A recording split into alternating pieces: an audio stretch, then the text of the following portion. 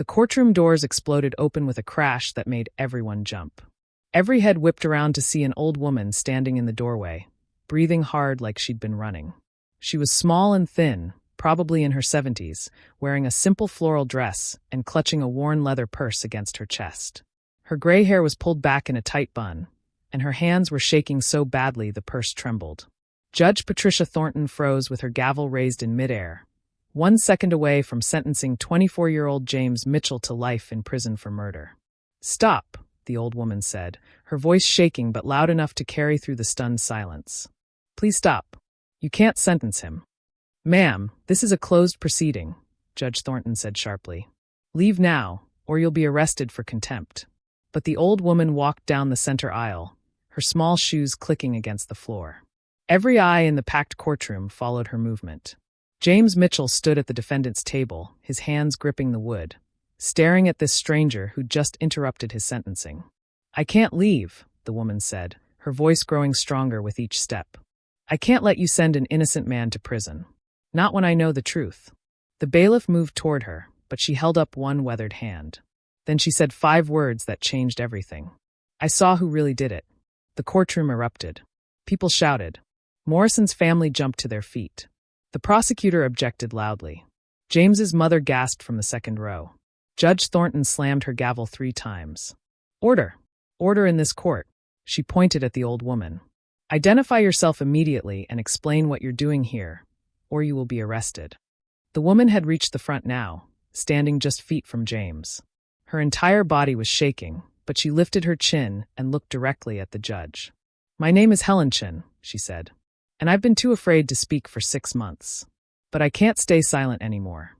That young man didn't kill Richard Morrison. I know because I watched the real killer do it through my restaurant window. Oh, now let me tell you how this incredible moment came to be and where you are watching from. Comment below. Subscribe to this channel to support our growth." 6 months earlier, James Mitchell's alarm went off at 5 in the morning, just like it did every morning. He reached over and turned it off quickly, not wanting the noise to wake his mother in the next room. The small apartment they shared had thin walls, and Dorothy Mitchell needed every minute of sleep she could get. She worked the late shift at the hotel on 5th Street, cleaning rooms until midnight, and she wouldn't wake up until 7. James climbed out of bed and walked quietly to the bathroom. He looked at himself in the mirror while brushing his teeth. 24 years old, tired eyes, but still hopeful. He'd been saving money for almost 2 years now, putting away every extra dollar he could. His dream was to go to college eventually, maybe study business or accounting. Something that would let him take care of his mother properly, buy her a real house with a yard, let her retire and rest. But college was expensive, and for now, James was grateful just to have work. He made breakfast quietly. Scrambled eggs, toast, and coffee that he poured into a thermos to take with him. Before leaving, James wrote a note for his mother on the refrigerator with a magnet. "Good morning, Mama. There's breakfast in the microwave. Love you. Be home around 6. He added a smiley face at the bottom, something he'd been doing since he was a little kid. James's first job started at 6. He worked for Fast Track Delivery, loading packages onto trucks and making deliveries across the city. The work was physical and tiring, but the pay was decent and his boss was fair. He worked until 3 in the afternoon, came home to have dinner with his mother, and then left again at 11 for his night job. The night job was cleaning offices at the Morrison building downtown. James had been doing it for almost a year, working for a janitorial company that had contracts with several businesses. He cleaned 12 different offices, but Richard Morrison's office on the 10th floor was always his last stop. Mr. Morrison was the owner of Morrison Properties, a real estate development company, and his office was the biggest and required the most work. James had met Mr. Morrison exactly 3 times in the year he'd been cleaning his office. Each time, Morrison had looked right through him like he wasn't there. "No hello. No thank you. Nothing. Just a rich man who saw cleaning people as invisible." But James didn't complain. His mother had taught him that all honest work was dignified, and he needed the money. Between both jobs, he was managing to save about $200 a month. At this rate, he'd have enough for community college in another year. On the evening of March 15th, James came home at 6:30 to find his mother in the kitchen making his favorite dinner. Fried chicken, mashed potatoes, and green beans. Dorothy Mitchell was a small woman, barely 5 feet tall, with graying hair she kept in a neat bun. She'd worked hard her entire life, first as a seamstress, then as a hotel maid after the seamstress shop closed down. She'd raised James alone after his father died of cancer when James was 7. "Sit down, baby," she said, setting a plate in front of him. "You look exhausted." "I'm okay, Mama," James said, but he was exhausted. His back hurt from lifting boxes all day, and he still had 6 hours of cleaning ahead of him. Dorothy sat down across from him with her own plate. "James, you're working too hard. You're going to burn yourself out. I'm saving for school, remember? Just 1 more year and I'll have enough. But what about now? You barely sleep. You never see your friends anymore. When was the last time you did something fun?" James smiled at his mother. "Having dinner with you is fun."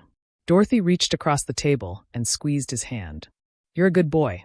You know that. The best son a mother could ask for." After dinner, James tried to rest for a few hours, but sleep wouldn't come. He lay in bed staring at the ceiling, thinking about his future. He imagined walking across a stage in a cap and gown, shaking hands with a dean, and making his mother proud. He imagined getting a real career, maybe even starting his own business someday. He imagined finally having enough money that his mother could stop working and just enjoy life. At 10:30, James got up and got dressed for his night shift. He put on his work clothes, grabbed his keys and his ID badge, and kissed his mother goodbye. "Be safe," Dorothy said from the couch where she was watching television. "Always am," James replied. He had no idea that in 3 hours his entire life would be destroyed. James arrived at the Morrison building at 11:45 and used his key card to enter through the service entrance. The building was quiet and dark except for the emergency lights in the hallways. Most of the offices he cleaned were on the lower floors, and he worked his way up, pushing his cleaning cart from room to room. The work was mindless and repetitive, which James actually liked. It gave him time to think, to plan, to dream about the future. By the time he reached the 10th floor, it was 12:20 in the morning. The hallway was dark. James flipped on the lights and pushed his cart toward Richard Morrison's office at the end of the hall. As he got closer, he noticed something strange. Morrison's office door was slightly open, and there was a light on inside. That had never happened before. Morrison always left his office locked and dark when he went home for the night. James approached slowly, feeling uneasy. Maybe Morrison was working late? But the building's parking garage had been empty when James arrived. Maybe Morrison had forgotten to turn off the lights? James knocked gently on the door. "Mr. Morrison? It's James from the cleaning crew. Are you in there?" No answer. James pushed the door open wider and reached for the light switch. When the overhead lights came on, bright and fluorescent, James saw something that made his heart stop. Richard Morrison was lying on the floor behind his massive wooden desk. His white shirt was soaked with blood. His eyes were open, staring at nothing. And there was a knife sticking out of his chest. James stood frozen in the doorway, unable to move, unable to think. His mind was screaming at him to run, but his body wouldn't respond. He'd never seen a dead person before, except at his father's funeral, and this was different. This was violent. This was murder. Finally, James's training kicked in. He'd taken a first aid course at the community center 2 years ago. Check for signs of life. Call for help. Don't touch anything. James pulled out his phone with shaking hands and dialed 911. 911, what's your emergency? "There's a man," James said, his voice high and panicked. "He's dead. I think he's been stabbed. There's blood everywhere." "Sir, where are you?" "The Morrison building. 10th floor. Downtown. Please send help." "Are you safe? Is the attacker still there?" James looked around the office wildly. The room was empty except for him and the body. "I don't know. I don't think so. I just found him." "Stay on the line with me. Officers are on their way. They'll be there in approximately 8 minutes. What's your name?" "James. James Mitchell." "Okay, James, I need you to stay calm. Is the victim breathing?" James forced himself to walk closer to the body. He knelt down carefully, trying not to step in the blood that had pooled on the expensive carpet. "I don't think so. He's not moving. Can you check for a pulse?" James reached out with trembling fingers and touched Morrison's neck. The skin was still warm, but there was no pulse. "No, nothing. I think he's dead. The officers will be there soon. Just stay where you are and stay safe." James sat back on his heels, staring at Richard Morrison's body. Who would do this? Why? His eyes moved around the office, looking for anything that seemed out of place. The window was closed. The desk was neat. Morrison's computer was still on, showing his email inbox. Everything looked normal except for the dead man on the floor. Without thinking, James reached out to close Morrison's eyes. It seemed disrespectful to leave them staring like that. But the moment his fingers touched Morrison's face, he realized his mistake. He'd just contaminated a crime scene. His fingerprints were now on the victim. No, no, no, James whispered. The 911 operator was still talking, but he wasn't listening anymore. He'd made a terrible mistake. James stood up quickly and backed away from the body. His hands had blood on them now from checking Morrison's pulse and touching his face. Without thinking, James wiped them on his work shirt, which made it even worse because now he had blood on his clothes too. The sound of sirens filled the air, getting closer. James felt relief wash over him. The police would come, they'd investigate, they'd figure out who did this. He was just the person who found the body. He'd done nothing wrong except touch things he shouldn't have touched, but he could explain that. He'd been trying to help. Heavy footsteps pounded up the stairs. 6 police officers burst into the office with their guns drawn. When they saw James standing there with blood on his hands and shirt, standing over Richard Morrison's body, they didn't ask questions. They tackled him to the ground. It wasn't me, James shouted as they handcuffed him. I just found him like this. I called you. Check my phone. But the officers weren't listening. They dragged James to his feet and searched him roughly. Then they marched him out of the building, through the lobby, and out onto the street where police cars were parked with their lights flashing. Across the street, on the 3rd floor of an old brick building, Helen Chin stood at her restaurant window, watching everything. She'd been cleaning her kitchen, getting ready to go home after a long day, when she'd seen the police cars arrive. Now she watched as they put a young man in handcuffs and shoved him into the back of a police car. Helen's hands were soapy from washing dishes. She dried them slowly on her apron, her heart beating fast. She knew something the police didn't know. She'd seen what happened in Richard Morrison's office earlier that night. She'd witnessed the murder.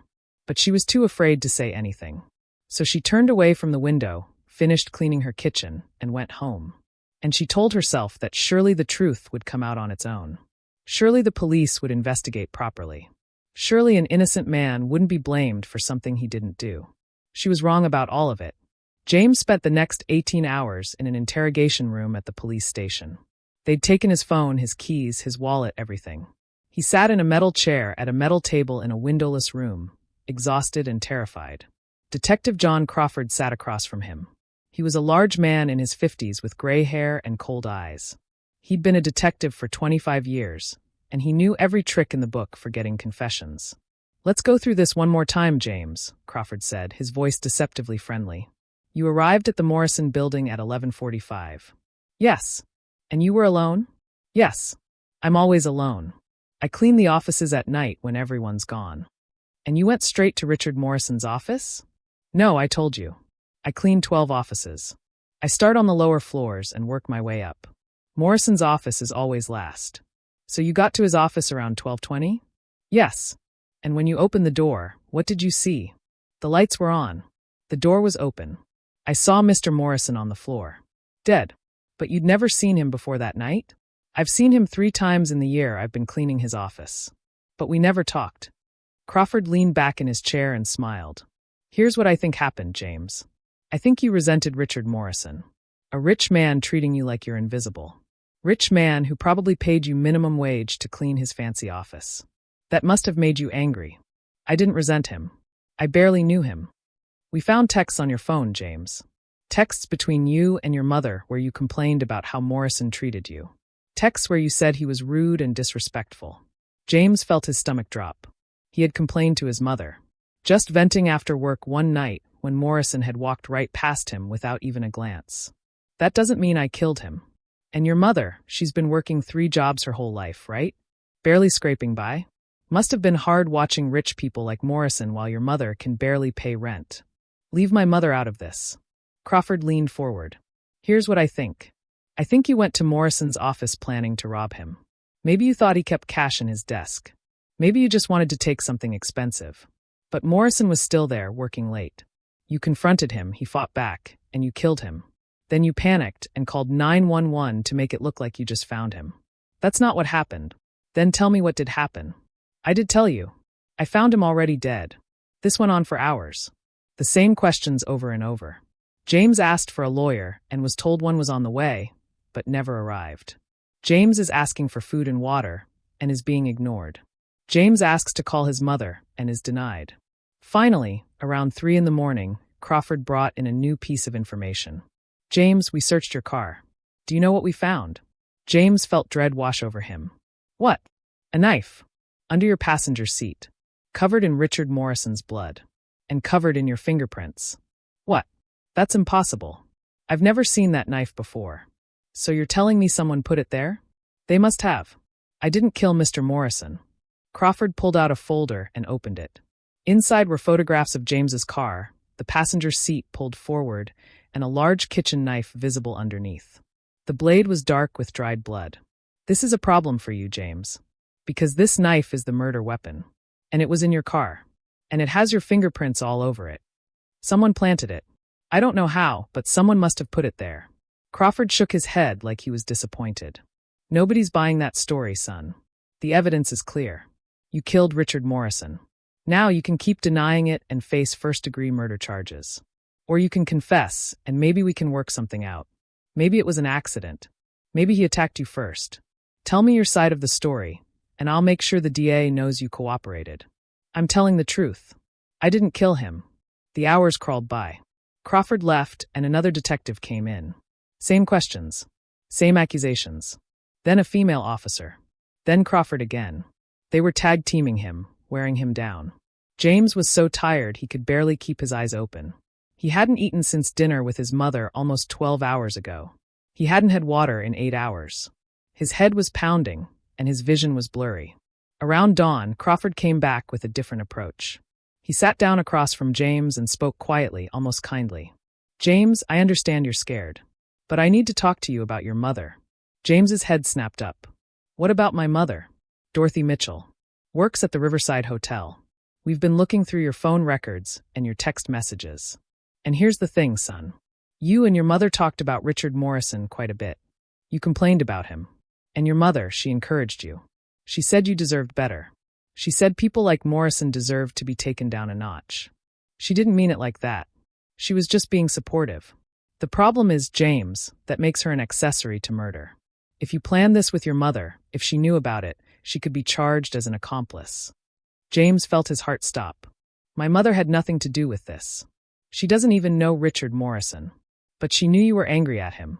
And she encouraged those feelings. That's enough for a conspiracy charge. You can't do that. You can't arrest my mother. Crawford leaned forward. Listen to me very carefully. Your mother is probably home right now, sleeping in her bed. She has no idea you're here. But if you don't start cooperating with me, I'm going to send officers to her house right now. We'll arrest her. Put her in handcuffs in front of all her neighbors. Bring her down here. And James, your mother has a heart condition, doesn't she? The stress of being arrested for murder? That could kill her. James felt tears streaming down his face. Please don't. She's innocent. She didn't do anything. Then help me understand what happened. Tell me the truth, and we'll leave your mother alone. I told you the truth. I didn't kill Richard Morrison. Then tell me what I want to hear, James. Tell me what happened, sign a statement, and I promise you we won't touch your mother. James looked at the detective through his tears. He was exhausted. Terrified. Desperate. His mother was his whole world. The thought of her being arrested, of the stress killing her, was more than he could bear. If I sign a confession, you'll leave my mother alone? That's right. Just tell me what happened and sign the paper. Your mother will never even know you were here. James knew this was wrong. He knew he should demand a lawyer. He knew innocent people didn't confess to crimes they didn't commit. But he was 24 years old, exhausted beyond reason, and terrified for his mother's life. Okay, he whispered. I'll sign it. Crawford pulled out a prepared statement and a pen. The statement said that James Mitchell had killed Richard Morrison during a robbery gone wrong. It said he'd stabbed Morrison with a knife, and then panicked and called 911. It was all lies, but James signed it anyway because he truly believed it was the only way to protect his mother. The moment the ink dried on that paper, James's fate was sealed. Across town, Helen Chin was lying awake in her bed, staring at the ceiling. She hadn't slept at all since getting home from her restaurant. Every time she closed her eyes, she saw Richard Morrison falling to the floor. She saw his brother standing over him with the knife. She saw the young cleaning man being arrested for something he didn't do. Helen was 73 years old. She'd come to America when she was 30, speaking barely any English, with just $200 and a dream of opening a restaurant. She'd worked 16-hour days for 40 years to build the Lucky Dragon into a successful business. She'd raised 2 children as a single mother after her husband died. She'd become a citizen. She'd survived and thrived through sheer determination. But now, lying in her bed, she felt like a coward. She knew the truth. She'd witnessed a murder, and she was too afraid to speak up. The next morning, Helen went to her restaurant early to prepare for lunch service. She moved through her kitchen mechanically, chopping vegetables and mixing sauces, but her mind was elsewhere. She kept thinking about the young man in handcuffs. Did he have a family? A mother waiting for him? What would happen to him now? At 10:30, the bell above her door chimed. Helen looked up from her prep work and felt her blood turn to ice. David Morrison walked into her restaurant. He was Richard Morrison's younger brother, about 50 years old, with perfectly styled gray hair and an expensive suit. Helen had seen him before. The Morrison brothers sometimes had lunch at her restaurant, sitting at the corner table, discussing business. But today, David Morrison wasn't here for lunch. He walked straight to the counter where Helen stood. He smiled at her, but the smile didn't reach his eyes. "Good morning, Mrs. Chun." Helen's voice came out as a whisper. "Good morning, Mr. Morrison. I'm so sorry about your brother." "Thank you. It's been a difficult time." He paused, looking around the empty restaurant. I was in my brother's office last night, before the incident, and I happened to look out the window. I noticed your restaurant was still open. Your lights were on. I saw you in the window." Helen felt her heart pounding. "I was cleaning. I always stay late to clean. And you have such a good view from up there," David continued, his voice casual but his eyes hard. "You can see right into my brother's office window, can't you?"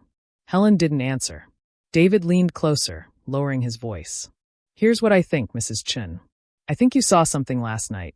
I think you were watching when I visited my brother. And I need to know if you plan on sharing what you saw with the police." "I didn't see anything," Helen lied, her voice shaking. "Let me be very clear," David said, and now all pretense of friendliness was gone. "You're an immigrant, correct? From China?" "I'm a citizen now. I've been a citizen for 30 years. "That's wonderful. And this restaurant, you've built it from nothing. It's your life's work. Your children's inheritance. Am I right?" Helen nodded slowly, fear crawling up her spine. "It would be a shame if something happened to it," David said. "If, for example, the health department found violations. Or if immigration came and found problems with your employees' documentation. Or if this building, which I happen to own through one of my companies, suddenly needed expensive repairs that you couldn't afford. You're threatening me." "I'm explaining reality," David said calmly. "You're a smart woman, Mrs. Chun. You've worked hard for everything you have. I'm simply suggesting that it would be wise to focus on your business and forget about anything you might think you saw last night. Because if you talk to the police, I will destroy everything you've built. I will take your restaurant. I will have your employees deported. I will make sure you lose everything. Do we understand each other?" Helen felt tears in her eyes, but she nodded. "I understand." "Good. Now, I'll take an order of lo mein to go. Extra noodles." Helen made his lunch with shaking hands. When David Morrison left, carrying his takeout bag and smiling like they were old friends, Helen locked the door of her restaurant and collapsed in a chair, sobbing. She was too afraid to speak. Too afraid to risk everything she'd built. Too afraid to stand up to a powerful man who could destroy her with a phone call. So she stayed silent. And every day, she watched the news and saw James Mitchell's face. She learned he'd confessed. She learned his trial date. And she felt the guilt growing heavier every single day. The trial took 3 weeks. Helen attended every day, sitting in the back row where nobody would notice her. She watched James sitting at the defendant's table in a borrowed suit, his head down, his mother crying behind him. She watched the prosecutors present their evidence. The knife, the fingerprints, the confession. She watched James's overworked public defender try and fail to create a reasonable doubt. She watched the jury return with a guilty verdict. And through it all, she said nothing. But last night, Helen couldn't sleep again. She lay in bed thinking about James Mitchell. He was 24 years old, his whole life ahead of him. And tomorrow, he would be sentenced to life in prison for a crime she knew he didn't commit. Helen thought about her own grandchildren. Her grandson Tommy was 22. What if it were him? What if Tommy were sitting in that courtroom, innocent but condemned? What would she want someone else to do? She would pray for someone to have the courage to speak up. At 3 a.m, Helen made her decision. She got out of bed, got dressed, and went to her restaurant. She found the old camera she kept in the back office and brought it to the kitchen. She spent 4 hours taking photographs through her window of the Morrison building, documenting every angle. The photographs weren't of great quality, but you could see the offices clearly enough. Then Helen went home, put the photographs in an envelope, and waited for sentencing. She knew David Morrison would destroy her. She would probably lose her restaurant, maybe even her home. But she couldn't let an innocent man go to prison just to protect herself. Some things were more important than safety. Some things were worth the risk. So when the clock struck 9:30 and Helen knew the sentencing was about to begin, she grabbed her purse, put the envelope of photographs inside, and took a taxi to the courthouse. She ran up the steps, her old knees protesting, her heart pounding. She reached the courtroom doors just as she heard the judge saying, "It is the judgment and sentence of this court." And Helen burst through those doors. Now, standing in that courtroom with every eye on her, Helen finished telling her story. She'd explained about the window, about witnessing the murder, about David Morrison's threats. She'd handed over the photographs showing David entering and leaving the building that night. She'd exposed everything. Judge Thornton studied the photographs for a long moment. Then she looked up at David Morrison, who was sitting in the gallery looking white as a sheet. "Mr. Morrison, please approach the bench." David stood on shaky legs. "Your Honor, this woman is clearly lying. She's been paid by the defense." "The defense didn't know about her until 10 minutes ago," Judge Thornton said coldly. "Mrs. Chun, these photographs show a man entering the Morrison building at 11:20 p.m. on March 15th. Is this the man you saw?" "Yes, Your Honor. That's David Morrison. And this photograph, taken at 11:53 p.m., shows the same man leaving with what appears to be blood on his shirt." "Yes. I took that picture through my window with my old camera. I was too afraid to come forward before, but I've been documenting everything for months. Just in case. And this third photograph, taken at 3:15 a.m. on March 18th, shows someone putting an object in a car?" "Yes. That's David Morrison putting the knife in James's car. James always parks in the same spot in the parking garage because his key card only works for the service entrance. David must have stolen his keys and made copies." Judge Thornton looked at David Morrison with disgust. "Do you have anything to say, Mr. Morrison?" David's face was red. "This is absurd. These photographs prove nothing. They could be doctored. They could be of anyone." "Officer Torres," Judge Thornton said, "detain Mr. Morrison for questioning." "You can't do this," David shouted. "I haven't been charged with anything." As the bailiffs moved toward him, David Morrison did the worst possible thing. He ran. He bolted for the side door of the courtroom, pushing past people in the gallery. But Officer Torres was faster and younger. He tackled David to the ground, and in the chaos, David started shouting. "It was an accident. He was going to turn me in. I embezzled $3 million from the company, and Richard found out. He said he was calling the police. I just wanted to talk to him, but he wouldn't listen, and the knife was right there on his desk, and I grabbed it and—" "Mr. Morrison," Officer Torres said calmly as he handcuffed him, "you have the right to remain silent. I strongly suggest you use it." But David couldn't stop talking. "I didn't mean to kill him. It was self-defense. He attacked me first. And that kid, he was just in the wrong place at the wrong time. I saw him through the window, and I knew I could frame him. Nobody would believe a cleaning guy over a Morrison." The courtroom was in complete chaos. People were shouting, crying, jumping to their feet. James was standing at the defendant's table in shock, tears streaming down his face. His mother had collapsed in her seat, sobbing with relief. Judge Thornton slammed her gavel down hard. "Order. I will have an order." She waited until the room quieted. "Mr. David Morrison, you are under arrest for the murder of Richard Morrison. You have confessed in open court, which will be used against you. Remove him from my courtroom." As they dragged David Morrison away, still shouting about how it wasn't his fault, Judge Thornton turned to James. "Mr. Mitchell, please approach the bench." James walked forward on shaking legs.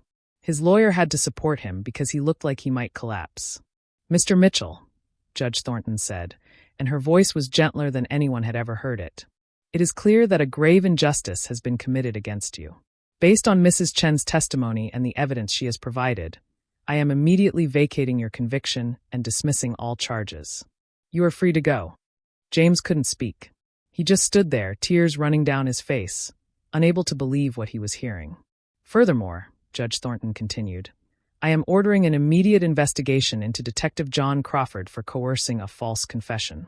And Mr. Mitchell, on behalf of this court, I sincerely apologize for what you have endured." The courtroom erupted in applause. James's mother rushed forward and threw her arms around her son. "You're free, baby. You're free." James held his mother and sobbed. 6 months of hell. 6 months of thinking his life was over. And now, because a brave old woman had found her courage, he was free. James turned to look at Helen Chin. She was standing alone, wiping tears from her eyes, looking exhausted but relieved. James walked over to her and took her hands. "Why?" he asked. "Why did you do it? You could have stayed safe." Helen looked up at him with kind, tired eyes. "Because I have grandchildren your age. And I thought about how I would feel if one of them were in your place. I would pray for someone to be brave enough to speak up. So I decided to be that someone for you. But David Morrison, he's going to nothing," Helen said firmly. "He's going to prison. And yes, he might try to hurt me. But you know what? I'm 73 years old. I've survived poverty, immigration, raising children alone, and building a business from nothing. I can survive David Morrison." She smiled. "Besides, some things are worth more than safety, like justice. Like doing the right thing. Like being able to sleep at night knowing you didn't let an innocent person suffer." James pulled her into a hug. "Thank you. Thank you for saving my life." The weeks that followed were a whirlwind. David Morrison, after his courtroom confession, tried to retract everything and claim he'd been stressed and confused. But it was too late. The prosecutors had his confession on the court recording. They had Helen's testimony. They had the photographs showing him at the scene. And when they searched his finances, they found exactly what he'd confessed to: $3 million in embezzled funds. David Morrison was charged with first-degree murder, embezzlement, witness intimidation, and tampering with evidence. He would spend the rest of his life in prison. Detective Crawford was fired and charged with coercing a false confession. The video of James's interrogation, which they'd conveniently forgotten existed, was found and showed everything Helen had suspected: 18 hours of psychological torture designed to break an innocent man. James was not only exonerated, but received a settlement from the city for wrongful prosecution. He used part of the money to pay off his mother's debts and buy her a small house with a yard. He used the rest to enroll in community college. He decided to study criminal justice. He wanted to become a defense attorney to help other innocent people trapped in a system that had failed them. And he made sure Helen Chin was protected. When David Morrison's lawyers tried to come after her restaurant with lawsuits and harassment, James connected Helen with the best attorneys in the city, all paid for by his settlement. They filed countersuits for witness intimidation and won. David Morrison's assets were frozen, and he couldn't touch Helen or her business from prison. 6 months after that dramatic day in court, James stood outside the Lucky Dragon restaurant on a sunny September afternoon. He was wearing his first real suit, purchased with money from his new job as a paralegal at a law firm. He'd been working there during the day while attending law school at night. It was exhausting, but he was finally building the future he'd always dreamed of. Helen Chin was inside teaching her granddaughter how to make dumplings when James walked in. Her face lit up with joy. "James, come in, come in. Are you hungry? Let me feed you." "Actually," James said, "I came to give you something." He handed her an envelope. Inside was a check for $50,000. Helen's eyes widened. "What is this?" "It's your share of my settlement. You risked everything to save me. You deserve to be rewarded." "James, I can't accept this. I didn't do it for money." "I know you didn't, but you lost customers after you testified. David Morrison's friends spread rumors about your restaurant. Your business suffered because you told the truth. This is to make up for that, and to say thank you." Helen tried to hand the check back, but James folded her hands around it. "Please, you gave me my life back. Let me give you this." Helen's eyes filled with tears. She pulled James into a tight hug. "You're a good man. Your mother raised you well." "She did. And you saved both of us. Because if I'd gone to prison, it would have killed my mother. You didn't just save me. You saved her too." They sat together at one of the restaurant tables, and Helen brought out plates of dumplings and noodles. As they ate, they talked about the future. James told her about law school. Helen told him about her grandchildren. They talked like old friends, connected forever by one terrible night and one moment of incredible courage. James, Helen said as they finished eating, can I tell you something? Of course. I've had nightmares for 6 months. Every night, I dream about that night. I see Richard Morrison falling. I see his brother standing over him. And I see you in handcuffs. She paused. But last night, for the first time, I didn't have that nightmare. I slept peacefully. Do you know why? Why? Because I finally did the right thing. I finally spoke up. And I learned something important. Being safe isn't the same as being at peace. For 6 months, I kept myself safe by staying quiet. But I had no peace. Now I might face some consequences, but I have peace. I can sleep. I can look at myself in the mirror. Helen smiled. That's worth more than any amount of safety. James reached across the table and squeezed her hand. You're one of the bravest people I've ever met. I'm not brave. I was terrified. But I learned that courage isn't the absence of fear. Courage is doing the right thing even when you're afraid. As James left the restaurant and walked down the sunny street toward his future, he thought about how close he'd come to losing everything. One more second, and Judge Thornton's gavel would have fallen. One more second, and he'd be starting a life sentence for a crime he didn't commit. But an old woman with shaking hands and a fearful heart had found her courage.